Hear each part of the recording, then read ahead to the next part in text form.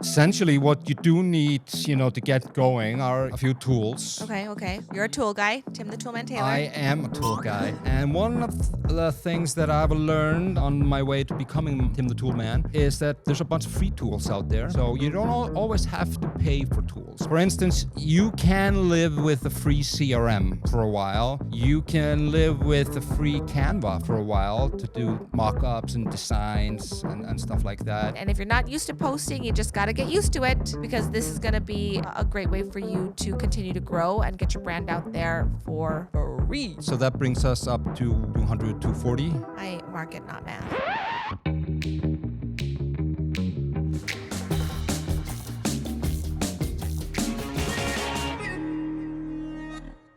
Welcome back to All the Hats, the unofficial support group for small marketing teams. I'm Alicja Lei, head of B2B at Digido Marketing Agency. And today, I'm putting Ómar in the hot seat. It's 2026, and I've handed him a $5,000 marketing budget for the entire year. Where does it go? What actually moves buyers? And what do you not waste a cent on?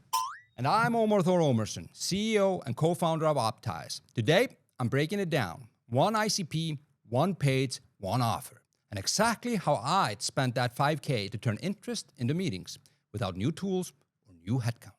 And today, joining us on our show, we have Jeremy. Dino, congratulations, is on paternity leave. Congratulations, Dino. So we are super happy to have Jeremy here with us today as our producer. Welcome, Jeremy. Hey, everybody. Glad to be here. Thanks for joining us. And Jeremy, we are going to task you for keeping us on budget today. Got it. I've got my calculator app open and ready to go. So we should be Awesome. set. Okay. So, Ómar, you have 5,000 US dollars, not Canadian dollars. So that gives you a little 30% more. Let's break it down. Like, first, we got to have some tools, right? Like something essential. I mean, $5,000 is not a lot of money, but the sad reality is $5,000 is a lot of money for a lot of companies. Yeah. So, where to begin? I mean, yes, okay, let's start with, like, I'm just thinking about my own company when we founded it. Like, we didn't have a lot of money, and essentially what you do need, to get going are, a few tools. Okay. So You're a tool guy, Tim the Toolman Taylor. I am a tool guy. And one of the things that I've learned on my way to becoming Tim the Tool Man is that there's a bunch of free tools out there. So you don't always have to pay for tools, but there's some tools you have to pay for. Yeah. For instance, you can live with a free CRM for a while. You can live with a free Canva for a while to do mock-ups and designs and stuff like that. But then there are some tools you do need to pay for. For instance, you will need a website. So maybe you need to, get one of these free do-it-yourself, cheap free do-it-yourself website builders. Like, I don't recommend this for real companies, but like Wix or Squarespace or like the cheap ones. Okay, I'm going to give you a little bit more budget, because let's pretend you already have a website. Okay. You're not starting from scratch. Like, your business is in year 3 or something like that. Okay. So, well, you do need to host the website and stuff like that. So that's a little bit of money there, a couple $100 maybe. So that's that brings us to maybe like, okay, so we already have a brand and stuff. So you can get you don't need to spend money on that. And you think that we could do with like a free CRM? That would be fine. You can start with a free CRM. There's, even HubSpot's CRM is free until they make you pay for it when you hit a certain threshold. Okay. So you can, you can start with something like that. That's good to know, because HubSpot's really expensive, and that Super could expensive. eat some of the budget. And complicated pricing and all of that. Yeah. So, but that's how they get you. They get you to use the free CRM. So that's something people can take advantage of. And there's more free CRMs out there as well. But okay, let's look at some tools that I like that I could not live without. Okay. So one of the tools that I love is, and one of the things that's working a lot for me in Optise in kind of getting our name out there and getting our value proposition or product in front of people's eyes is LinkedIn. Is being on LinkedIn. I'm posting a lot on LinkedIn myself, but sometimes you need a little bit of help to get in front of people's Eyes on it, Yeah. So it doesn't just go to your former college mates. Yes. So there's a bunch of tools out there, but there's one tool I like a lot that's called SalesFlow, and it's LinkedIn kind of connection request and DM automation. So it's only not only, I mean, it's $99 a month, but what it does is it helps you grow your network by sending automatic connection requests to your target audience and ICP. So you can grow your network, and while you're posting organically, more people are gonna see it that are in your, ICP. And I love that. Yeah. Okay. So Jeremy, 99 times 12, and like a little bit of web posting, a little bit of web posting, $100 there. And what I think is also great about SalesFlow is that it gives you the opportunity to message test. Yes. Right. So once you have sent a connection request, on autopilot with SalesFlow, what you can do is you can set up a sequence. So if they do accept that connection request, you can automatically send them messages. Yeah. And on the flip side, this would be cold emailing, Yeah. And for me, I don't know, and this is what I'm hearing through the B2B marketing grapevine is that cold emailing is not working for many companies nowadays. Yeah. And people it's either not hitting the inbox or just people do not respond to cold emails anymore. It can still work for brand awareness. Yep. And I'm using a tool called Instantly for that. Which is, I think, somewhere around $50 to $99 a month as well. Would you do it if you only had 5,000K? Would you spend? No. No. I don't think I would. If I had a gun to my head, I'd probably not. But if I was doing cold emailing, I would. I can recommend Instantly. It's very kind of easy to use compared to a lot of these cold email tools. Okay. But let's focus on SalesFlow because that works for me and has worked for a lot of people I've talked to. Yeah. So people like to get or more responsive on LinkedIn than they are through emails, and that's because there's a profile behind that message. But I'm also going to not push back, but also just say why I think SalesFlow is working for you is because you're an organic poster. I think that definitely helps because a lot. Like if you're not an organic poster and all of a sudden someone's just like DMing you to no avail, it feels very salesy. I agree. But if you are an online presence already, which you are, having SalesFlow just supports your online posting. Yes. That's why I'm just gonna say it. If you don't have a big budget, post organically on LinkedIn. Yeah. And if you're a founder, it's your job to post on LinkedIn. Yeah. I would say it's part of your job description, and it builds trust. It builds excitement. It might take a little bit to get the hang of it, but like you mentioned, it works very well in conjecture. Am I using that word right? I think so. In conjunction. In conjunction. Yeah. Thank you. You're welcome. With automating outreach on LinkedIn, because then you have that credibility and trust as a real human being. Yeah. Because you're posting organically, and they have they can look at your profile and if you worked somewhere or if you are putting. If you're a credible, trustful person, yes, then they're more likely inclined to respond and see what you have to say. Yes. So those two things together, with only $99 a month, you don't need. It helps to have Sales Navigator to use SalesFlow, which costs, I think, I don't know, $20-$50 a month or something like that. Okay. But you don't have to. So let's stick with $99 a month for SalesFlow. And posting organically on LinkedIn, that can get you really far with, getting meetings, building brand awareness, and getting your product and company in front of people's eyes. Okay. And are you sponsoring your posts? Now, that's a good question, Alicia. Thank you. Good question. Thank you. I would, because we don't have a big budget, and sponsoring, it can eat up your budget quickly. So I do sponsor some posts that I see are very high performing with a couple of $100 or $100 here and there. So, I mean, if I do recommend, if you see a post particularly get particularly a good engagement, something that's resonating with the audience and is really relevant to what you're offering or what problem you solve or about your product, you see those two things come together, I would throw $100 on it, or maybe. Okay. So we are basically like we are testing it out, and if a post performs well organically, that's when you put $100 on it. Yes. And let's say, okay, Jeremy, let's say Omar got like 5 great posts over the year that he let's put $500 on boosting. Yeah.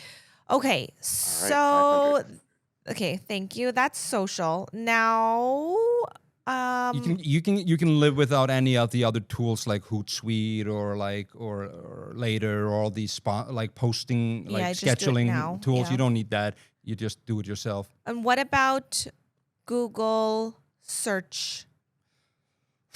That's a good question. I mean, if you have a really small budget, I don't think, unless you're in a very blue ocean, which means not competitive market, I would not spend your money on keywords because something like super niche. Super niche. Then it makes sense maybe to throw a couple of $100 because it won't eat up your budget crazy. Yeah. Google and all campaign platforms will eat up your budget really fast. If you're somewhat broad. And it also takes a little bit of budget to get the algorithm to get going. So it's just, it's tough to say that you should. I'm having a tough time saying put money on Google or any paid campaign for that matter with $5,000. And also, I do feel like it's also a hard thing to master. Like, I couldn't set up a Google search campaign myself. You know what I mean? Like, you need expertise, I think. So then you'd have to pay for an agency, so that's extra cost. Absolutely. Okay, what about events? I mean, events are usually expensive, but what you could do is the best way to do an event, if you ask me, is to get a role in the event, have a booth and all of that jazz, but you won't have a budget for that. So maybe it might make sense to pick one event and just buy a ticket to it, and then just be super active in engaging beforehand, scheduling meetings through LinkedIn before you go, being vocal on the ground floor, like just walking up to people. Maybe that might make sense if it's a very relevant event. And maybe sales can take some of this budget also. Yes, I think sales, could take a little bit of the budget if it's an event, because that's somewhere between marketing and sales. And I think that let's say, okay, you would probably try to find something relevant to you, not so far away where you'd have to fly halfway across the world. Exactly. And a big one is maybe instead of buying a booth, you can host a dinner. That's smart. And I mean, you can also, it doesn't have to be physical as well. I mean, one of the things I hear from my B2B marketing peeps in go-to-market is that one of the things that's working the best is kind of co-hosted live events or webinar events. Okay. So, and you don't have to necessarily buy Zoom for that. You can do LinkedIn Live, you can go for cheaper options as well. But okay, then what about? Co-hosted event that could be free. Could be free. Could be free. Yeah. So you find a partner or a customer or someone in the same space as you. You find something mutually beneficial to talk about and host it together. And what about partnership influencer? We don't call it in the B2B world influencer marketing. No, it's got a bad rap. Yeah. But I guess that's what it is. It is what it is, right? You're getting someone to try your product. Yeah. And you're getting them to talk about it. I mean, that is one of the things that I know works for a lot of companies, and this is quite open on LinkedIn, is there will be thought leaders in your space with a lot of following, 50,000, 100,000, 200,000 followers on LinkedIn that trust their voice. And they will be very open that they do, these sponsorship models, paid commercial sponsorship models. And maybe if you find the right one, they will do it for a reasonable amount. It can't be expensive, but you could get away with it if you find the right one for maybe $500 to $1,000 maybe. Okay. So that's going to be a chunk of your budget. But if you do get them to talk about your product, I would recommend, doing it in the right way. Yeah. Have them test it, make it real. Yeah. And but if you do find a good fit, and if they do test your product and they genuinely like it and they talk about it and share it, it can do magic actually when they post that on their channel. Okay. So one of the things that I think that we have a hard time putting budget towards, because it's such a untenable thing, is brand. Yeah. So how much money do we have left, Jeremy? Let's say we put $1,000 towards the partnership, and $500 towards partnership and $1,000 to events. What are we at now? All right, hold on one second. We are at. Let's say what do we use on tools as well? Should we say 300 on tools? Well, let's see. He's Based off of what we already put down, so we had sales flow, which is $99 a month. So that's about $1,200. And then LinkedIn sponsored posts, we're going to do like 500 for the year. And then if we do one going to the events, we have the co-hosted event, and then another 1,000 towards events. That's about 1,500. So we're looking at just under 3,200 at the moment. So 3,200. yeah. We're at Correct. 3,200. We're at 3,200. Okay. Doesn't give us much to work with, but okay. But you see what I mean here? Yeah. Like, how do we? Okay, and maybe When you say brand, because we're assuming we have some brand, but I mean, if I was talking to somebody founding a company, I would actually say spend money on the brand, on getting a good brand. Don't. No, I'm assuming that we have a good brand. Yeah. That's already been committed, and that's why I only have 5,000K. Yes. But I mean, it goes hand a founder you posting. That's brand. You're just basically talking about time in this space. Yeah. Okay, I have a thought. What about some form of content creation? Mm-hmm. We're using ChatGPT to help us, but SEO is important, Yes. I mean, and search and GEO. I feel So are we? if you have one brain, Yeah. a computer, Yep. and close to 10 fingers, I think you don't need, I think you should be able to create a lot of that content yourself. Okay. So I we don't mean- need to commit to that. I mean, you can do research with ChatGPT or Gemini. Where are you on ChatGPT versus Gemini right now? I have no opinion. Zero, Really? really. Because I only use ChatGPT. Because I have to say, when this is recorded in December 2025, after ChatGPT 5.1 came out, I feel myself saying the F word way more times. I mean, I'm getting frustrated with it. So I felt for the first time since I started, kind of considering leaving Team ChatGPT. But I don't know, maybe this is heavy user to light user. I'm a super duper user. Okay, I'm a light user. So what's the alternative then, Omar? Where if you're not using ChatGPT, where are you going? After Gemini 3 came out, it's a breakthrough.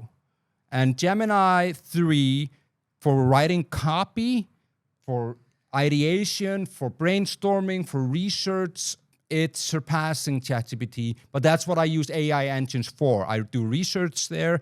I will help. It will help me brainstorm. It will help me craft original copies of text that I then always refine myself. And even with new tools like Nano Banana, which is like AI image creation, you can whip up even ChatGPT's. I think it's called DALL-E and Sora. You can create images without needing a designer. If you're smart, there's prompts to help you do that. So, and ask ChatGPT or Gemini to help you with it. Tell it, hey, I want to create an image of this. What's the prompt I should use? Oh, interesting. So ask it to create the prompt for you. Okay, so that's zero money on, but like from an agency standpoint, we have like someone who helps us with what is being searched, and we're paying like a really high price for SEMrush. Yep. And but you know, I have an expert who's helping hold my hand through this. Yeah. Are you worried about are you trying to create content specifically do we have a tool that can? I mean, if you That's not as expensive as SEMrush. Does Optimize give us something like this? Like, what are people absolutely. searching for? I mean, Optimize could tell you that's $200 or $99 to $200 a month. So that will tell you. But there's also a tool called Ahrefs that could help you with that. But Okay. actually, if I'm completely honest, unless you're an enterprise company, I don't really think you need a tool like SEMrush to tell you specifically what keywords to use, because Just from a cost perspective, Yes, and yeah. time and expertise perspective. But okay, so I mean, SEMrush has the biggest SEO database in the world. Just got acquired by Adobe for that reason.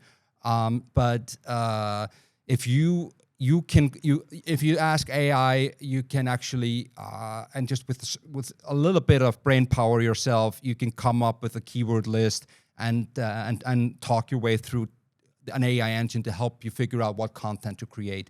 Ask ChatGPT to create a discovery strategy for you. You can't just, you have to give it more input, Yeah, obviously. yeah.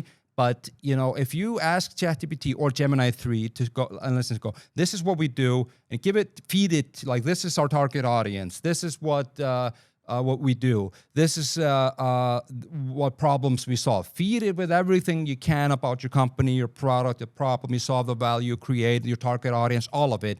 And then step by step, ask it to create a discovery strategy with you. And that means two things for me right now. It means an SEO strategy, which is classic traditional search engines like Google and Bing, and an AEO strategy, which is AI engine strategy, which means ranking on ChatGPT and Gemini when people search there. yeah, It's yeah. separate. There's overlap in these two, but these engines will surprise you how smart they are at helping you actually create that strategy and come up with the content and keywords you need to do to rank there. Yeah. Okay. I mean, I think that's great advice. I just listened to a podcast where there was a man who created a company for GEO, Yeah. AEO, and he shut it down because he said it was basically the same foundation as SEO. And if you don't have the foundation in SEO, where you have like your website structure set up and you've got good brand Yeah. base, then that would then he's selling snake oil. I think nobody knows for sure at the moment, because unlike Google, the AI engines keep all the data to themselves. So it's really tough to know exactly what's working and what's not on this. But everybody seems to be an expert by now, and their grandmother too. But one thing I can tell you is, because I've looked at this extensively, but I'm not going to say that I know. Yeah. I only have a feeling for the moment, because I'm doing a lot of experimentation, Yeah. and I want Optimize to rank on all these engines. Absolutely. And since the get-go, I mean, I've been posting a lot of blogs and articles and seeing what works and what isn't, and optimizing our own website for these engines. And what I can tell you is the website, this is just ballpark, the website's like 50-60% of the input for these engines. So you need a well-optimized website. Yeah. And it needs to have a bunch of content on it in a specific way. That's super interesting. 50 to 60% comes from the actual website itself, not you can have a bajillion and 5 blogs. It doesn't matter.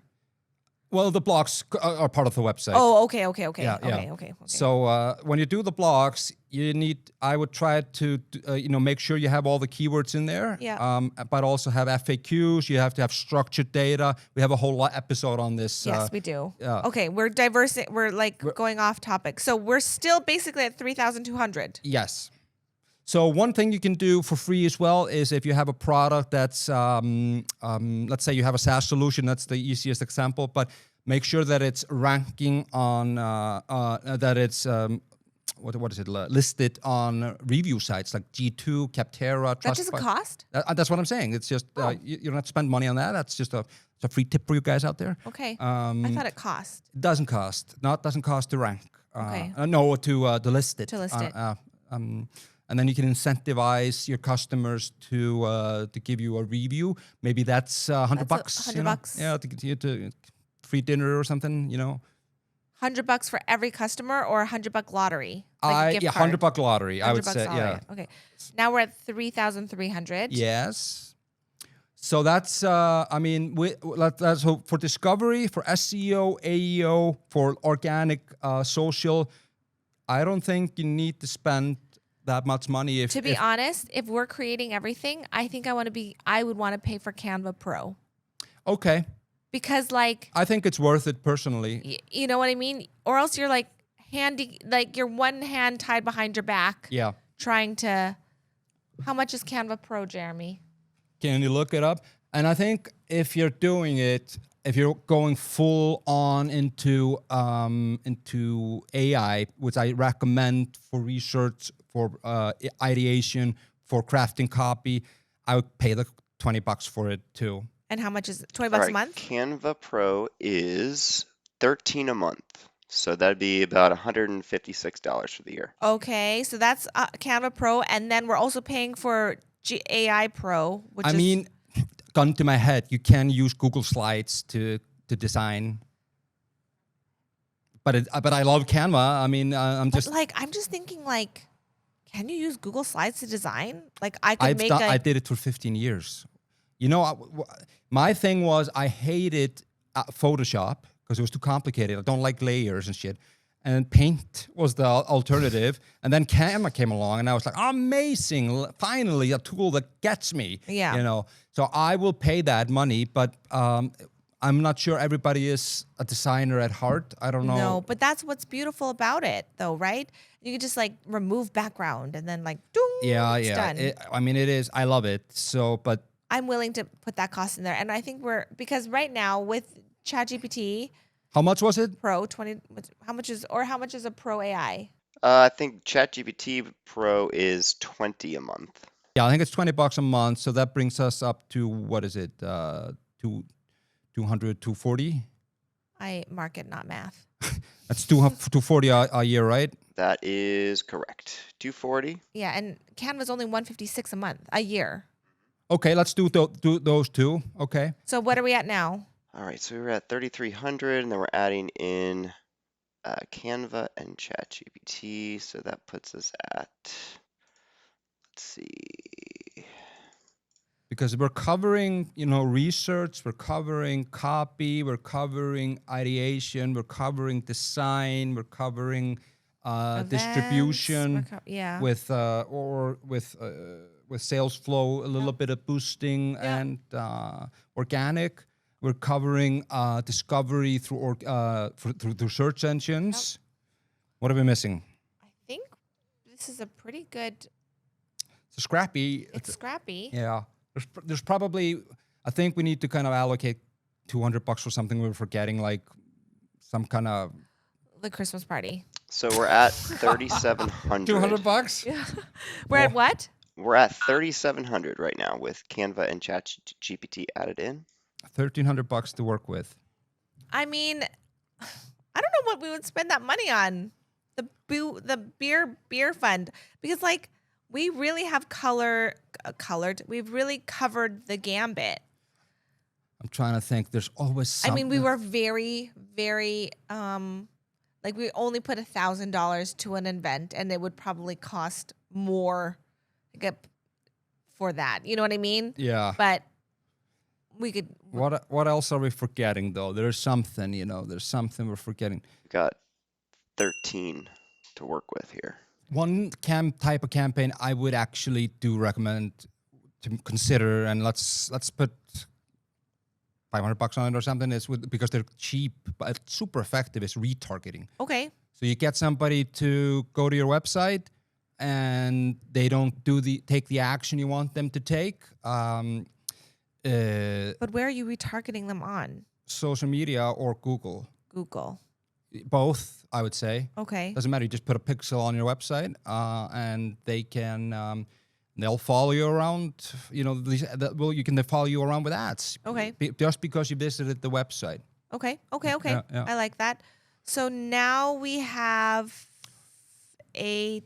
I mean, 800. Obviously, I want to recommend Optimize. You can get away with that for maybe, let's say, it's 1,200 a year. But for not every, it would help a lot to have visibility on what's going on your website. Yeah. And know what actions to take. Know how to improve your website. Know what's going on your website. It helps with the marketing mix as well. But I mean, if you have a really, really, really small, we only have $800 left. Yes. Yeah. So it's, you can get away with. Unless you give special price for you, my friend. I know the CEO. Yeah.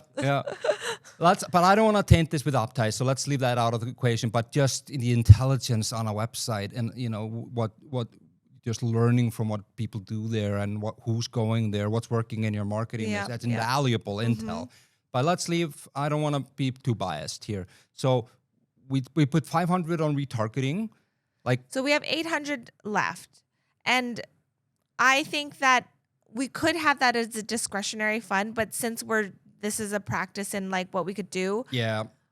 Wouldn't you we put $500 especially before on sponsored posts, but that only gave you 5 sponsored posts. And if you are actively posting, put it on. If we have some extra money here, let's put it on boosting organic content. If it's good freaking content, boost it. That's 1 post a month. Let's one do that. post a month. $100 a month. Yeah. 1,200. And that's focus it on 1 post a month, but you should be posting 12 times a month. I mean, I would say I probably post 5 times a week or more. 5 times a week. Sometimes I post 7 times a week. Okay. I try not to post 2 times in a day, but I would recommend. I mean, if you're sponsoring 1 post out of 20 to 20. In this scenario, yes. In this scenario, So let's. But I'm not saying everybody has to post 7 times a week, but 2, 3, 4 times a week you should post on LinkedIn. But make sure it's good content, and then pick the ones that really perform, and put $100 behind it. Awesome. Once a month. And then let's PR and stuff like that. I mean, it's you're not going to get anywhere with, it's going to cost you a few thousand a month to get anything PR-wise. So I don't think that's... I mean, it's free to reach out to them. If you had a press release, it's free to email them yourself. Yeah. But... Obviously, you can do that. Not. I think people sometimes forget that you can actually send an email to a publication or media yourself. Yeah, absolutely. Yeah, you can send a publication to email yourself. And just remember that you are selling them a story. They don't want to hear something boring. They want to hear a good story. So and they actually, and a lot of PR agencies that I've worked with in the past have told me this, that actually media love to hear from founders themselves. Yeah. So there you go. So Another little tip for you. Yeah. So where I think where that's are we? it. We're at 5K. We spent the budget, right? Have we? Omar, you're Omar. You're Jeremy, right, Jeremy? Jeremy, can you break it down for us? We have. Yeah, so let's see. Let's break this down from the beginning. So what I have is we started with sales flow.